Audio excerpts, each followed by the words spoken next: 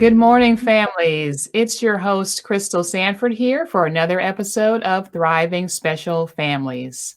I'm your autism and IEP advocate, and I'm also very glad to be your host today for our episode where we will discuss better health for our kids.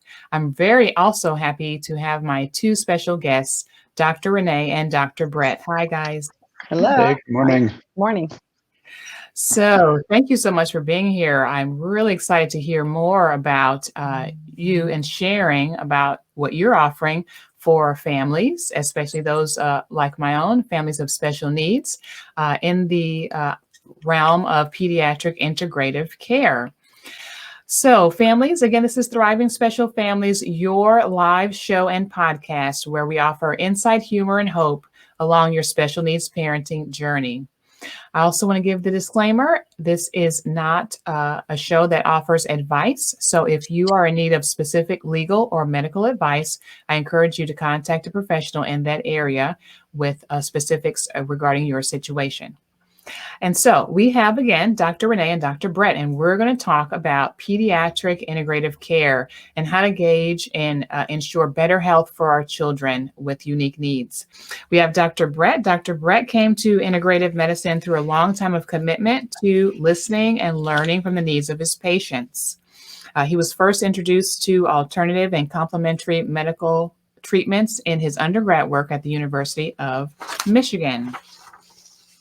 And Dr. Bret, with great excitement and pride, he was able to connect with Dr. Renee, and they brought together so many talented professionals to serve children and their families at their company, PIPH, Pacific Integrative Pediatric Health. Also, we have Dr. Renee. Dr. Renee has been a pediatric nurse practitioner for over 40 years. She's married to a retired Navy dentist, and she's raised 2 children and 5 grandchildren.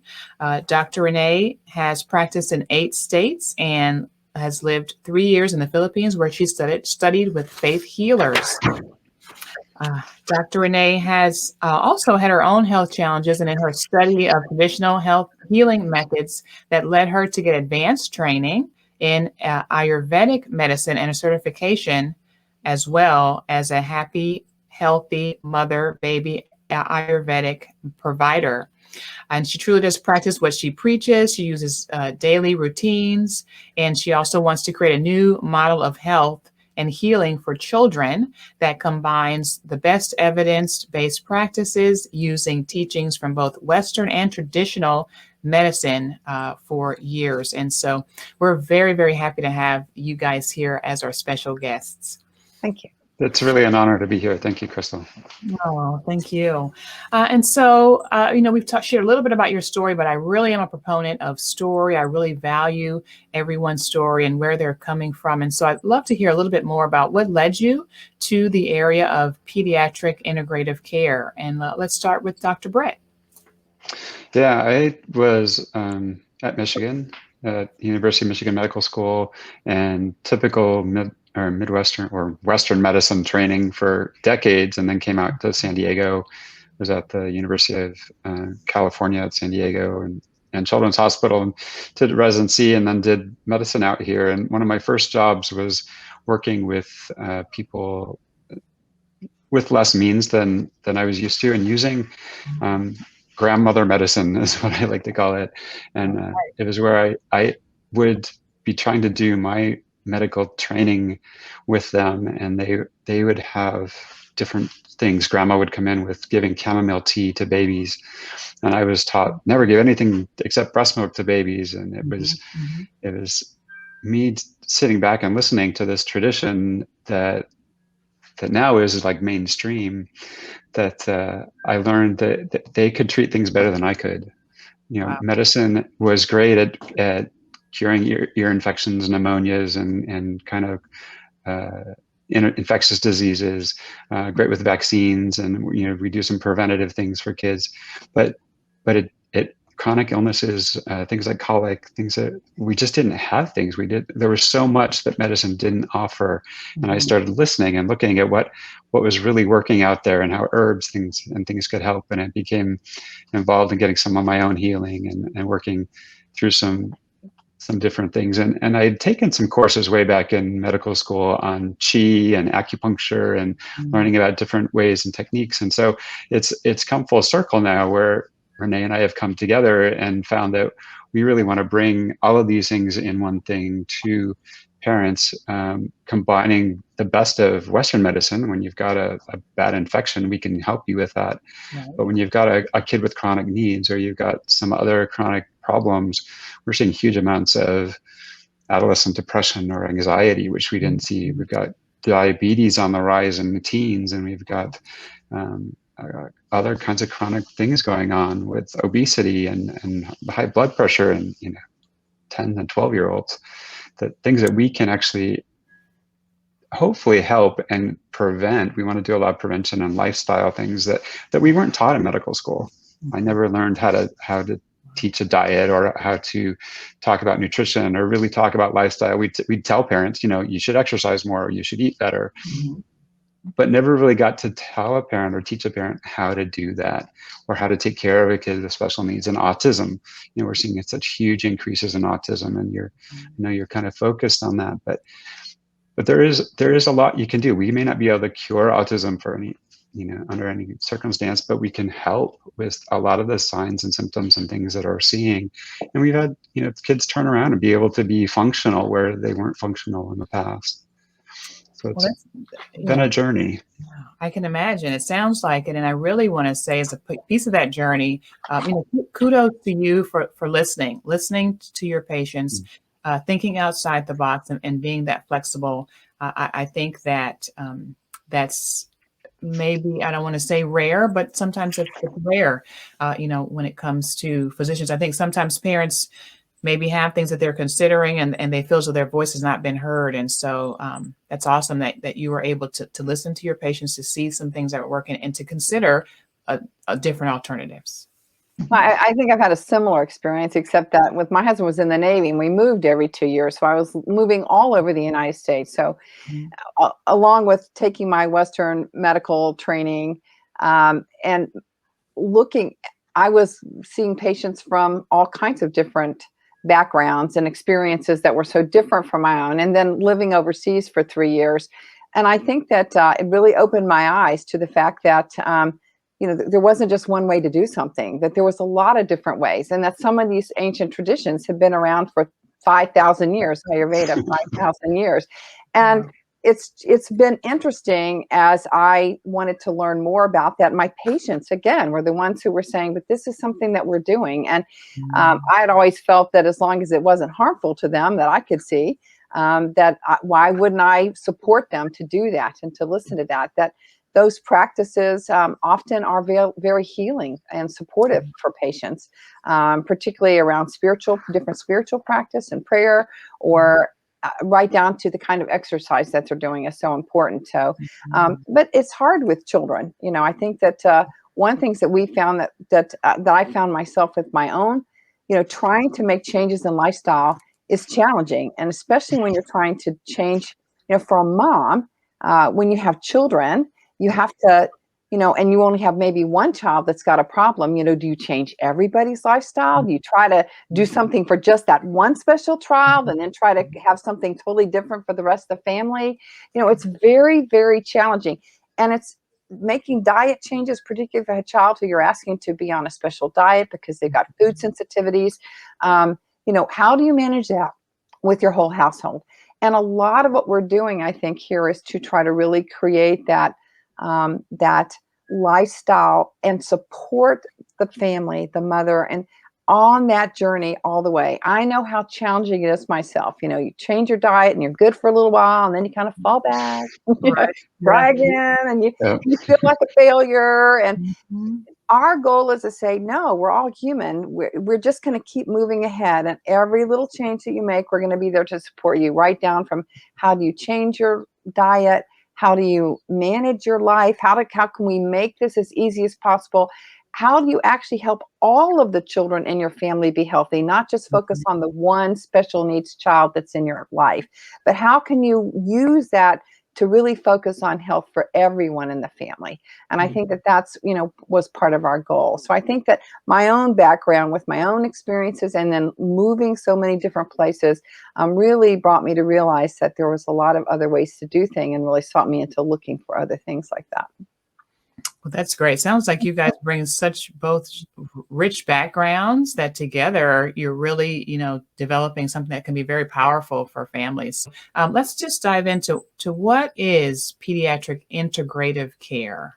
A lot of people have heard of other terms, and the field kind of changes a lot, but it's using a lot of what have been termed complementary or alternative treatments, along with the interweaving of what we consider traditional Western medicine, and bringing those two things together. That's kind of in a nutshell.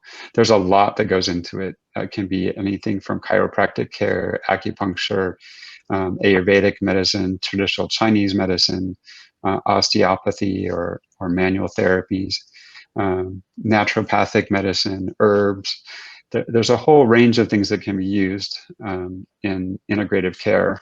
What we've done is we've brought together some of the major ones under one roof. Renee and I being Western trained, and Renee's got Ayurvedic training. I'm actually an integrative medicine fellowship through an academy where I'm learning about all the different things, not to be able to necessarily do them, but to understand them and how they interweave and how things can work together. And that's really what we want to do, is bring things together with this integrative center. And there are places for adults here in San Diego. And there are some centers at some universities and things that have some pediatric centers, but nothing here in Southern California for kids and families. And that's really where we're focused right now. Well, that's awesome, because I know as working with families as an advocate here in San Diego, and I've also worked for years as a speech pathologist, there are a plethora of families out there who are in need. They have children with unique needs, and they're considering other methods, other options to support their children. So this is we're glad that you have opened this up here, so we can have access. So most families have tried other things. They've tried supplements, or they've tried vitamins, or they've tried some herbs or something, and a lot of things kind of become mainstream over time, like turmeric. Right now probably everybody's heard of turmeric, but a lot of people don't know really how to use it or what it's for. They're like, somebody tells them you should use turmeric, it helps with inflammation. Well, it's a little bit more to that. So that's where we can kind of come in and give some good coaching, hopefully. Well, great, because that was going to be my next question. What is your model of care when you work with children? Well, I think we've done something that's a little different. And I think the first thing is that our goal is really to do, for every child that comes in, we do an individualized plan. I think traditional Western medicine is really population-based. We kind of get an ear infection, everybody gets treated with the same antibiotic kind of a thing. Our goal is really to say, every child is different, and our purpose is to support the child's own innate ability to heal. We believe that children really want to heal themselves. Most children tend to be healthy, and we want to support that as much as possible. So we do a very detailed intake history on each child. That's the first thing we do. It's an hour-long visit.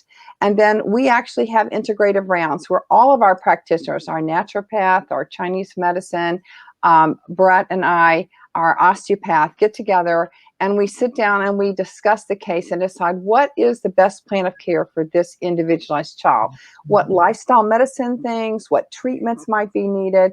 And that might be, maybe an ear infection that needs an antibiotic, but it usually, in most children, involves changes in their diet. We also really look at sleep, exercise. We think every child needs a set of tools to deal with stress, and can't be just one thing, but a group of things that they can use. Parents need a group. It's not just the children that need this, but the parents need to also know, how do I take care of myself? Your families are often, you're a group of families that are caretakers. But how do we help the caretaker take care of themselves? Because they can't care for that special needs child and their family if they're neglecting themselves. So how do they also do that? So our treatments, including many of the services that we offer, such as the salt room. We have a full kind of teaching kitchen available. We have a classroom where we're going to teach yoga and art therapy. We'll have music therapy. We have meditation, including transcendental meditation. So a variety of things. We have heart math. So lots of different services that are available. We would put those together with a plan.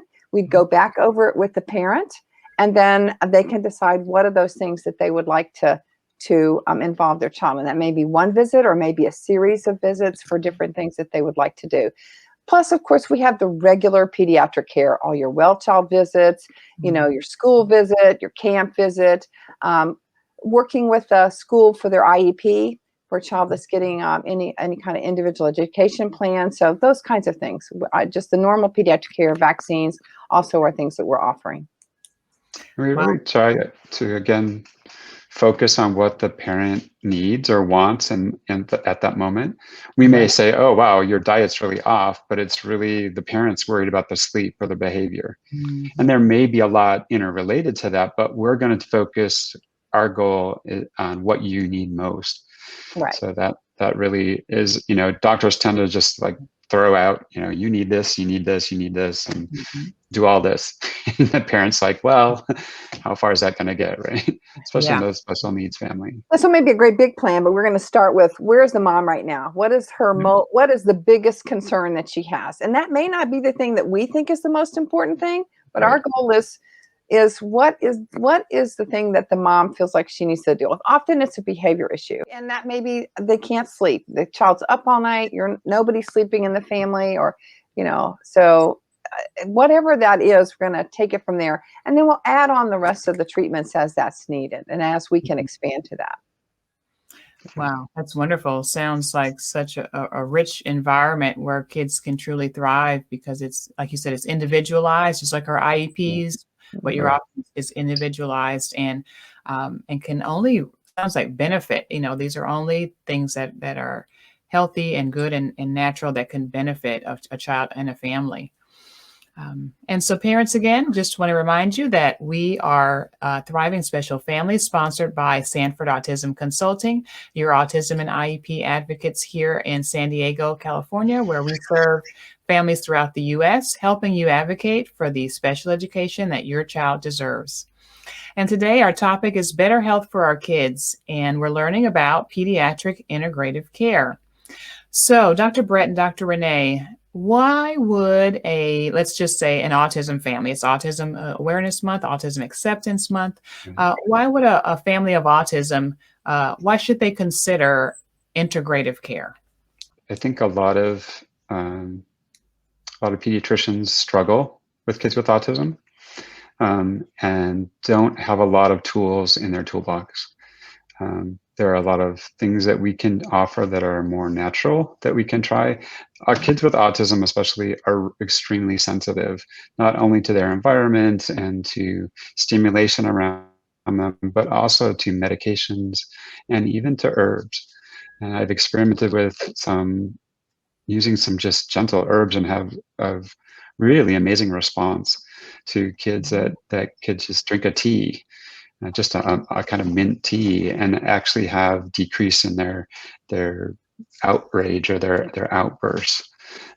So it's things like that we're going to be considering and listening to and be a little bit more aware of as integrative specialists. And then we work with an acupuncturist, we work with a naturopath, we have an osteopath who does manual therapy. And these gentle kinds of treatments are really good for kids that have autism or other special needs.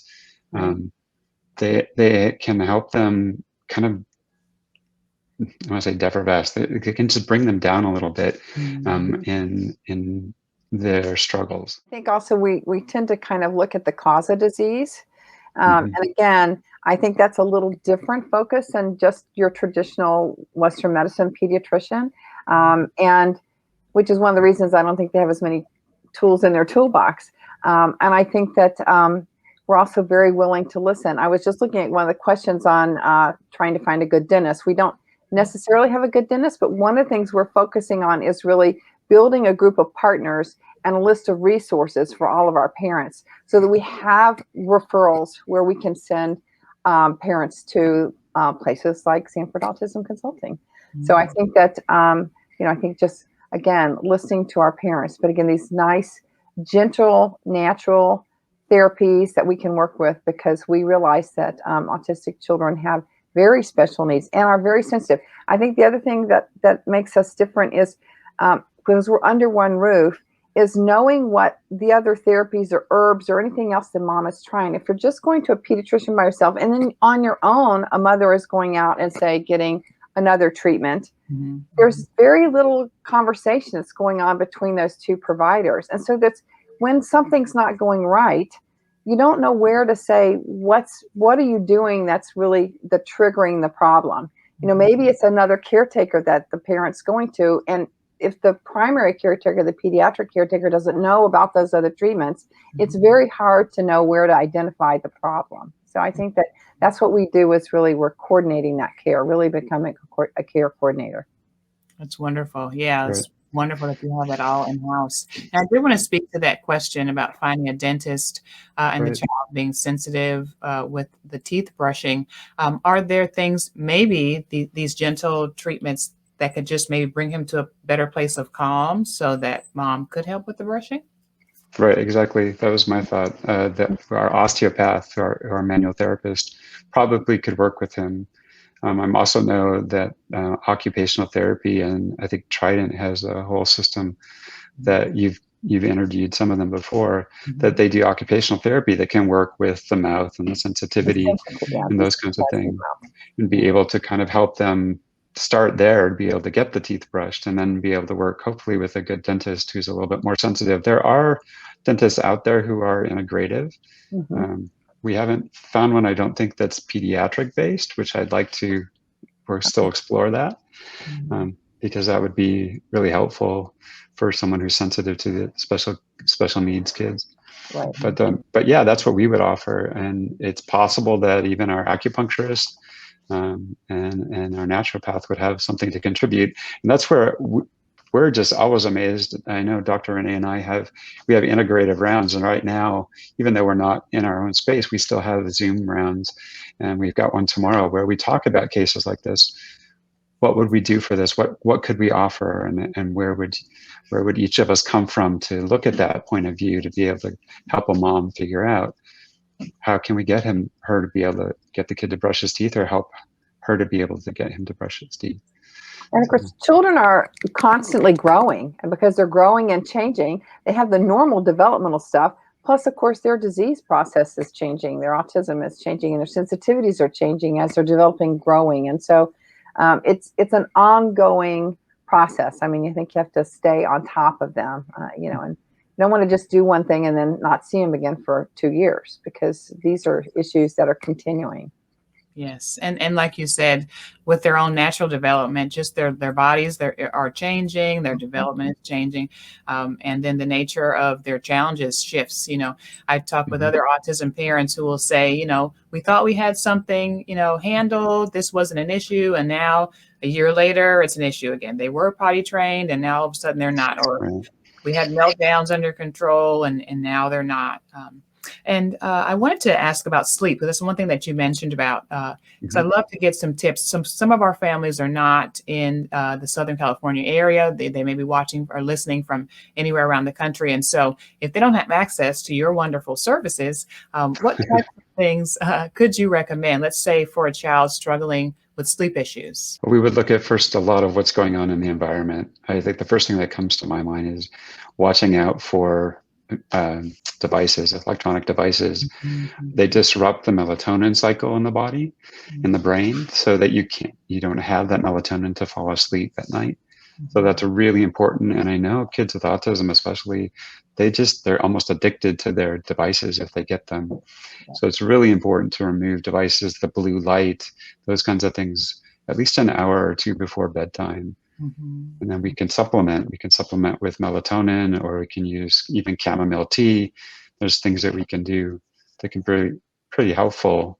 And melatonin is actually pretty safe depending on a kid's age. We give them an autistic kid, again, they're pretty sensitive. I would start with just a little tiny chewable, and then try that a half hour before bedtime and see what happens. You can go up on it up to 5 or 10 milligrams if you need to. to help a kid get to sleep. And I've had some good luck with melatonin, and it comes in a chewable, or it comes even in drops. So that'd be one thing I would consider.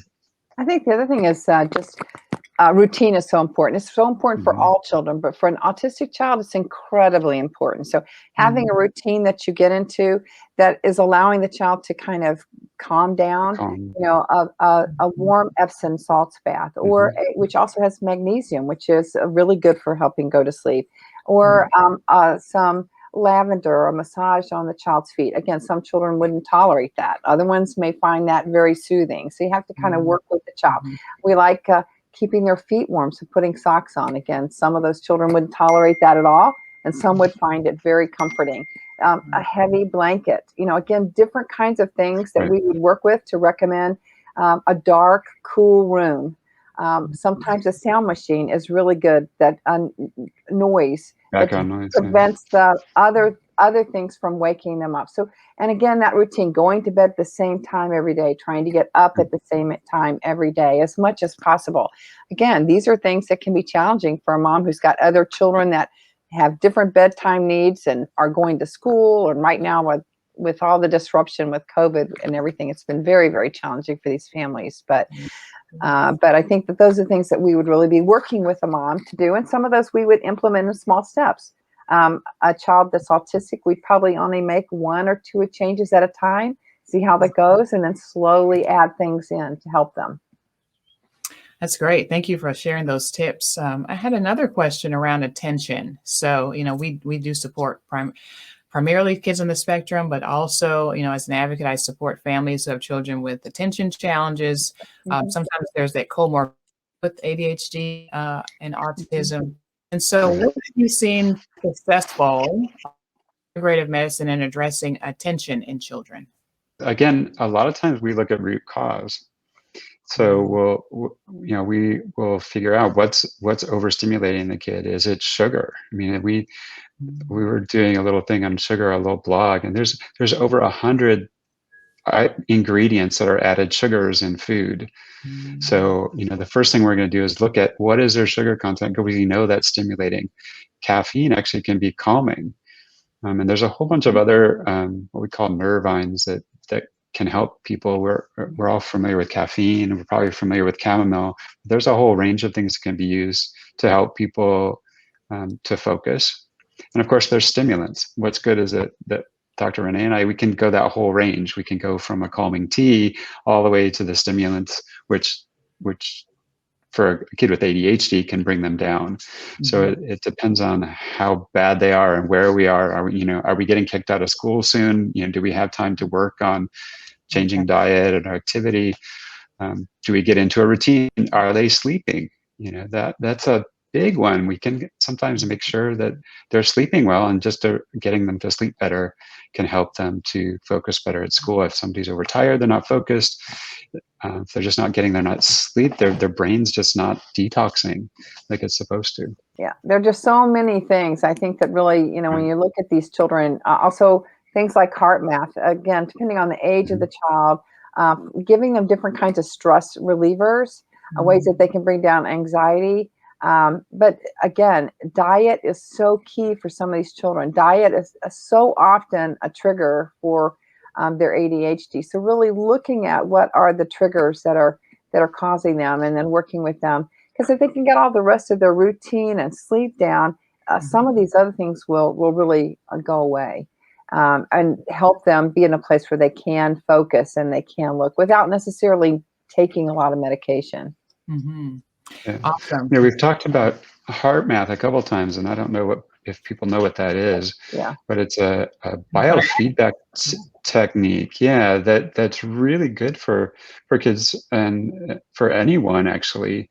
We teach it to adults to learn to kind of self-regulate, and it gets your heart in sync with your brain. And it's tech based, so kids love it because they have this little app that they can do on their phone, and this little probe that they put on, and it monitors their heart rate and their breathing so that they can kind of coordinate things. So kids can learn it pretty quickly and pick it up. And it's a great technique that we can teach anyone pretty much, unless they're, you know, really severely autistic. an autistic kid could really like this because it's something they can do themselves. They can learn it. They can do it at their own pace. We teach them a few times and then they practice at home. And so it's kind of fun for an older kid to be, even a younger kid, to learn how to regulate, which is so important. Right. Self-regulation, and also just learning for the child to learn themselves when they're becoming anxious. And right now, anxiety, stress is so Huge. high on all children right now. After this whole COVID year, so many fears. It's been so stressful for these kids, and so much anxiety that's then leading to depression and other things. The heart math is just one of those wonderful techniques that allows them to identify that they're feeling bad and they're ramping up and they're feeling anxious, what that feels like, and then a self-regulating technique to help calm themselves down, to move them out of that fight or flight mode where they just feel like they're, the ADHD kids kind of feel like that all the time, like they just are going to jump out of their skin. So really helping them learn how to identify that it's coming on, and then how to self-regulate. But a lot of that, again, is root cause, is really looking at, can we identify what are these child's triggers, and can we manage that without having to use a lot of medication. I mean, some of these children will still continue to need stimulant medication, but a lot of times, that's another disease that's going to change dramatically as they grow. So, I think that we need to constantly realize that children are growing and developing, and their needs change as they grow. You can't just put them on one thing in medication and then think they're going to be on it for the rest of their lives. You really have to adjust that as they move along and develop. Yeah, thank you for that reminder. That's great, because I think sometimes parents don't hear that enough, the shifting and monitoring and the growth that happens and how things need to shift accordingly. I did have another question in regards to the service that you offer for children with unique needs. It sounds like you offer a nice variety of complementary therapies and treatments. Why would a parent consider, or would a parent consider working with you in lieu of their current pediatrician, or in addition to? How does that work? Yeah, we can do both. We prefer probably to have us, especially in a special needs kid, to be the primary doctor. We don't take insurance right now, so that can be a problem for some people. But you don't have to give up your primary pediatrician. You can still see your primary doctor and all your specialists and all of that. And we encourage people to continue with insurance. Don't see us and give up your insurance, because you still need all those specialists and things where you're going to want that insurance coverage. But we love to be primary doc, and we love to do that, be your medical home for everything. But if you don't, then you can come and see us for individual needs. We have a membership plan if you want to be us to be the primary, where you get so many visits a year and you can see any of our practitioners, or we have just a fee for service. So you can buy services as you need them, or we can put packages together. So if you want to do, see our acupuncturist and see our naturopath, we can be glad to put, a package together to be able to do that. But also, I just want to say, parents can also come in. Our naturopath and our osteopath see adults, and all of our services, our salt room, our salt booth, our classes are available for adults too. And they don't have to be necessarily members of the practice to come in and do that. They can just come in and do those services. So it's kind of like a medical practice with a wellness center attached. Right. It's kind of all together. Yeah. You could come in and you can just do classes. You could just take some cooking courses on how to go gluten-free, or you can come and just do yoga classes. So we're going to have some special needs yoga teachers come in. So we're really excited about that. That's great. Wow. And I'm really excited to have some of your other professionals that are going to be working with you and your practice. They're going to be on as well. So we're going to learn about manual therapy for children and acupuncture for children. Who even knew that was a thing, but apparently it is. And we're going to learn more about how these alternative types of practices can benefit our children with unique needs. I did have a question. I have 100 questions for you, but as we're wrapping up here, diet. I know you talked about how diet can really impact children in general, especially our children with unique needs.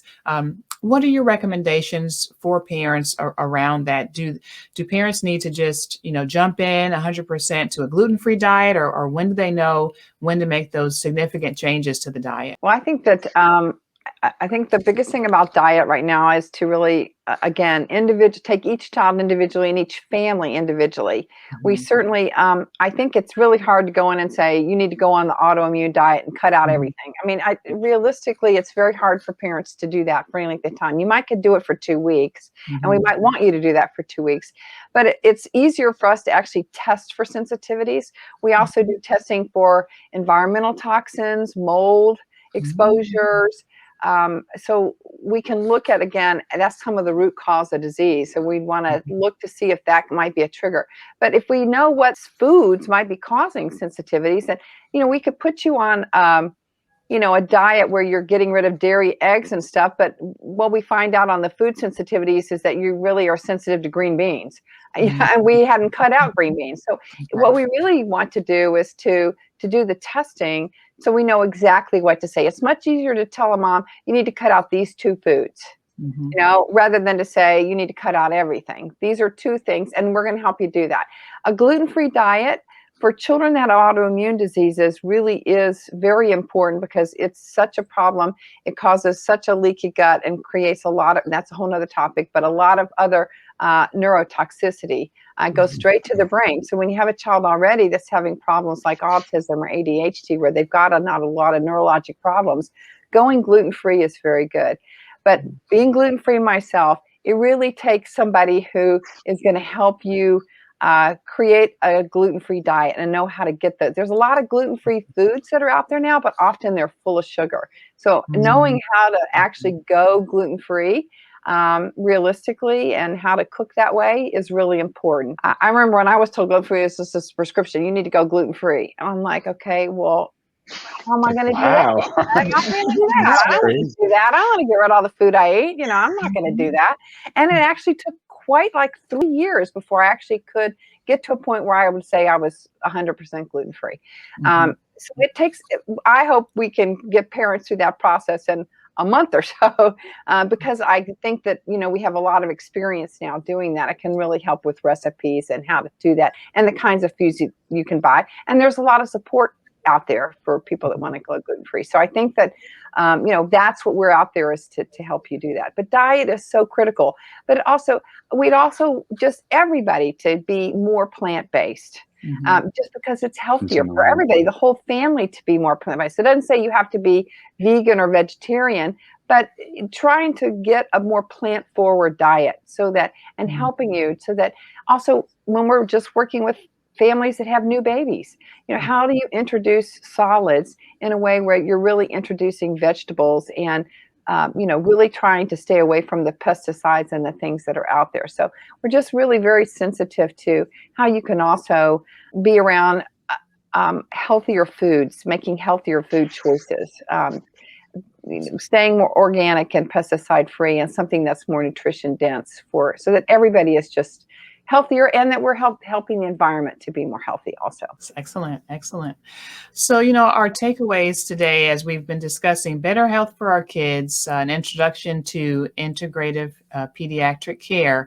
It sounds like the takeaways are that, having better health for our kids really is an individual decision and an individual plan, and working with professionals like yourself, parents are able to get help that way, looking at diet, looking at sleep, and looking at ways to maybe add on some additional alternative procedures and practices that can be helpful, such as, acupuncture for kiddos, manual therapy for kiddos. All these things can be add some additional benefits and health to our kiddos. Do you guys have any final words or tips of advice for our special families? Well, we're really excited. We're about to open our new space. Hopefully in June we're opening. We're in the demolition stage right now in Rancho Bernardo. So we are live and virtual. I actually have a little office in Poway, but that I can see kids at right now. But we are looking forward to that opening, to grand opening, so people can come and actually get a taste of everything. So we'd love people to come and sign up and get our newsletter, get on our email list for more announcements about that. Give us a call. You can call us. I think you have our number listed up in the comments. And we are available on social media. And we are putting together a whole library. So our classes are also available online. So for your guests that are not local in California or in San Diego, that are in other places, they can access our classes online. We're going to have our yoga classes online, many of our cooking classes online. So we'll have that available. So if they would, let us know that that's something they're interested in, we can let them know how to access that. And we are seeing our patients both with telehealth, and we're doing some home visits right now. But we do hope to be in our office very soon. Awesome. So we have Dr. Renee and Dr. Bret of Pacific Integrative Pediatric Health here in the San Diego County area. Definitely check out their services. I know I will be for my child, and their information. You can contact them at info@mypiph.com, or you can call them at 858-215-3559. Thank you guys both for being here today. I really appreciate your time and your insight. It's been a pleasure. Thank you, Crystal. It's been very much a pleasure. Thank you so much. Blessings to all the families online. Yes, absolutely. Thank you so much. And thank you, families, for watching and listening in another episode of Thriving Special Families. I'm your host again, Crystal Sanford. And always remember, parents, you're going to be okay, and your child's going to be okay too. Have a great one. Bye-bye. Bye.